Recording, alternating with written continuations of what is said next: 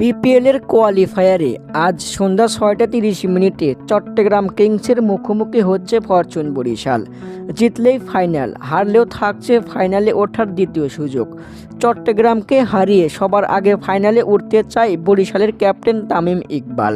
গত ম্যাচে চট্টগ্রামের বিপক্ষে যে ভুল করেছে বরিশাল, সেটা আর করতে চায় না তামিম। বরিশালের একাদশে আজ দেখা যাবে নিউজিল্যান্ডের তারকা পেসার অ্যাডাম মিলনেকে। পাকিস্তানি তারকা খেলোয়াড় ফাহিম আশরাফ চলে যাওয়ায় বেশ ভোগান্তিতে পড়তে হয়েছিল বরিশালকে। ঢাকার পিচ চেনা তামিমের আগের একাদশে কিছুটা পরিবর্তন করে চট্টগ্রাম কিংসের বিপক্ষে শক্তিশালী একাদশ নিয়ে মাঠে নামবে ফরচুন বরিশাল। এদিকে চট্টগ্রাম কিংসও শক্তিশালী একাদশ সাজিয়েছে। আগের পরিকল্পনাতেই বরিশালকে ঘায়েল করতে চায় চট্টগ্রাম। বরিশালকে হারিয়ে সবার আগে বিপিএলের ফাইনালে উঠতে চায় চট্টগ্রাম কিংস।